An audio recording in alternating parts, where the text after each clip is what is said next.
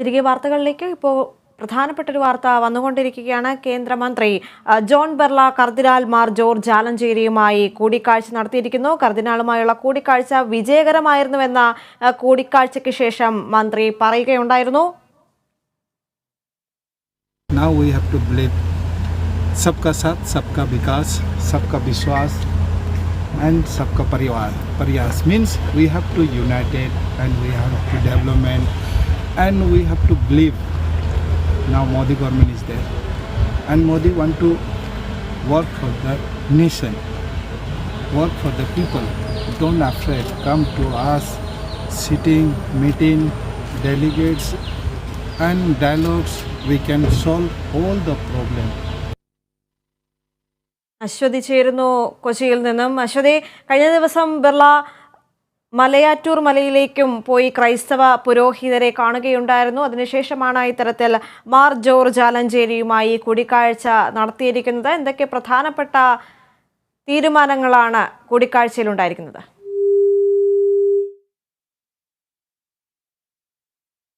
കേന്ദ്ര ന്യൂനപക്ഷ കാര്യമന്ത്രി ജോൺ ബെർല കർദിനാൾ മാർ ജോർജ് ആലഞ്ചേരിയുമായി കൂടിക്കാഴ്ച നടത്തിയിരിക്കുകയാണ്. കർദിനാളുമായുള്ള കൂടിക്കാഴ്ച വിജയകരമായിരുന്നുവെന്നും അദ്ദേഹം പറയുകയുണ്ടായിരുന്നു. BJP വീണ്ടും ക്രൈസ്തവ പുരോഹിതന്മാരുമായി സൗഹൃദ ചർച്ചകളിൽ ഏർപ്പെടുന്നതിൻ്റെ സൂചനയായാണ് ഇത്തരത്തിൽ ബെർലയുടെ സന്ദർശനം. അശ്വതി ചേരുകയാണ്. അശ്വതി, എന്താണ് ഏറ്റവും പുതിയ വിവരം അവിടെ നിന്ന് ലഭിക്കുന്നത്? ദേവിക, കേന്ദ്ര ന്യൂനപക്ഷ കാര്യമന്ത്രി ജോൺ ബെർല ഇപ്പോൾ കർദിനാൾ മാർ ജോർജ് ആലഞ്ചേരിയുമായി കൂടിക്കാഴ്ച നടത്തിയിരിക്കുകയാണ്. ഈ കൂടിക്കാഴ്ച വിജയമെന്നാണ് ജോൺ ബെർല പറയുന്നത്. രാജ്യത്തെ ക്രൈസ്തവർ സുരക്ഷിതമാണ്. 2014 മുതൽ ഈ ക്രിസ്ത്യൻ ജനവിഭാഗം മോദി സർക്കാരിന്റെ കീഴിൽ സുരക്ഷിതരെന്നാണ് ജോൺ ബെർല ഇപ്പോൾ പ്രതികരിച്ചിരിക്കുന്നത്. മോദിയെ ക്രൈസ്തവ വിഭാഗം അംഗീകരിച്ചു കഴിഞ്ഞു. ഒരുപാട് പദ്ധതികൾ നടപ്പാക്കാനുണ്ടെന്നും അദ്ദേഹം വ്യക്തമാക്കുന്നു. അതോടൊപ്പം തന്നെ ഇന്ന് വൈകിട്ട് റബ്ബർ ബോർഡ് ചെയർമാനുമായി കോട്ടയത്ത് കൂടിക്കാഴ്ച നടത്തുമെന്ന് പറഞ്ഞിട്ടുണ്ട്.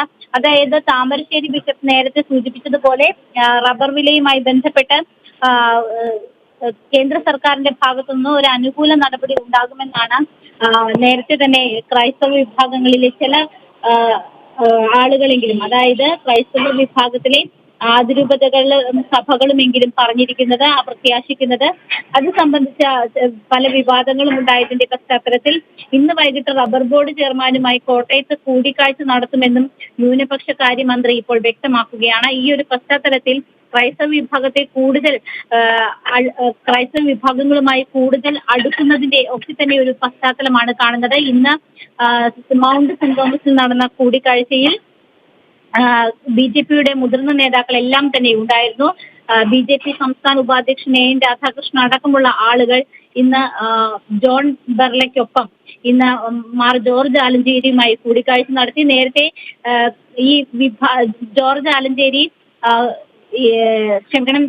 ആലഞ്ചേരി നേരത്തെ BJPയുമായി അടുക്കുന്നതിന്റെ ചില സൂചനകൾ നൽകിയിരുന്നു. എന്നാൽ സഭ അതിനെ തള്ളുന്ന ഒരു നിലയാണ് ഉണ്ടായിരുന്നത്. സഭയുടെ മുഖപത്രത്തിലെല്ലാം തന്നെ ഈ ഒരു ജോർജ് ആലഞ്ചേരിയുടെ ചില പ്രസ്താവനകൾ, പ്രത്യേകിച്ച് മാധ്യമങ്ങൾക്ക് നൽകിയ അഭിമുഖത്തിലെ പ്രസ്താവനകളൊക്കെ തള്ളുന്ന ഒരു സ്ഥിതിവിശേഷമാണ് ഉണ്ടായിരുന്നത്. എന്നാൽ BJP നേതാക്കൾ എല്ലാവരും തന്നെ നിരന്തരം ജോർജ് ആലഞ്ചേരിയുമായി കൂടിക്കാഴ്ച നടത്തുന്ന ഒരു സ്ഥിതിയാണ് ഇപ്പോഴുള്ളത്. നേരത്തെ ഈസ്റ്റർ ദിനത്തിൽ KS രാധാകൃഷ്ണൻ കൂടിക്കാഴ്ച നടത്തിയിരുന്നു. അതൊരു സാധാരണ കൂടിക്കാഴ്ച എന്ന നിലയിലാണ് അദ്ദേഹം പറഞ്ഞിരുന്നത്.